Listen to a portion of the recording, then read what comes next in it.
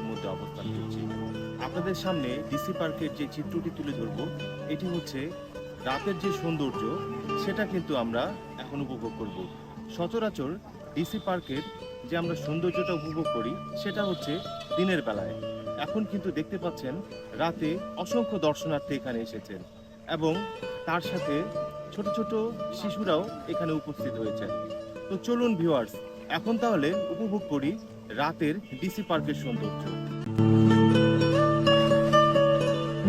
ঠাকুরগাঁও শহরের প্রাণকেন্দ্রে জেলা শহরের সত্যপীর ব্রিজ এলাকায় জেলা প্রশাসনের উদ্যোগে গড়ে তোলা হয়েছে নান্দনিক বিনোদন কেন্দ্র ডিসি পর্যটন পার্ক ও স্বাধীনতার সুবর্ণ জয়ন্তী চত্বর।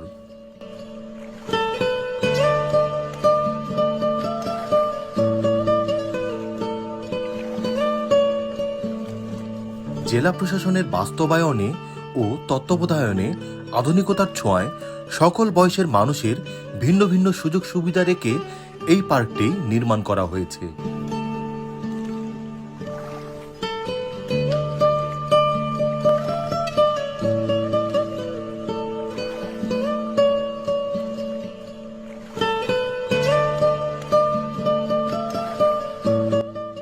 ডিসি পর্যটন পার্কে ছোট্ট শিশুদের জন্য রয়েছে অনেকগুলো রাইড।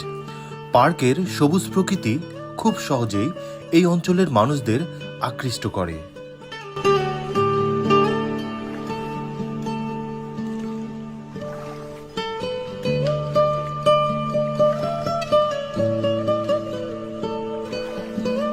প্রতিদিন অসংখ্য মানুষ এই পার্কে ঘুরতে আসে।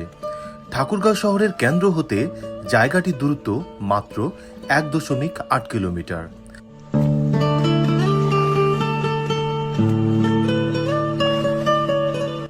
পার্কে প্রবেশ মূল্য জনপ্রতি মাত্র 10 টাকা। ঠাকুরগাঁও জেলা শহরে এতকাল বিনোদনের ও অবসর সময় কাটানোর জন্য কোনো পার্ক না থাকায় শহরবাসী পরিবার পরিজন নিয়ে বিনোদন থেকে প্রায় বঞ্চিতই ছিলেন। 2020 সালে শহরের সত্যপীর ব্রিজ এলাকায় পরিত্যক্ত অবস্থায় পড়ে থাকা সরকারি সম্পত্তির মধ্যে শহরবাসীর বিনোদনের লক্ষ্যে ঠাকুরগাঁও জেলা প্রশাসক ডক্টর KM কামরুজ্জামান সেলিমের পরিকল্পনায় ও উদ্যোগে ডিসি পর্যটন পার্ক নির্মাণ কাজ শুরু হয়।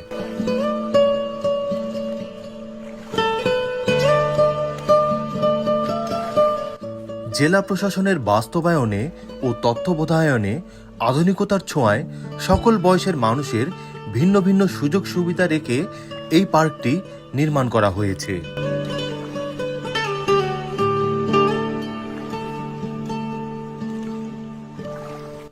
দর্শনার্থীরা তাদের পরিবার পরিজন নিয়ে রাতেই এই ডিসি পার্কটিতে বেশি সময় কাটান। ডিসি পার্কের রাতের সৌন্দর্যটি কিন্তু নজর কাড়ার মতো।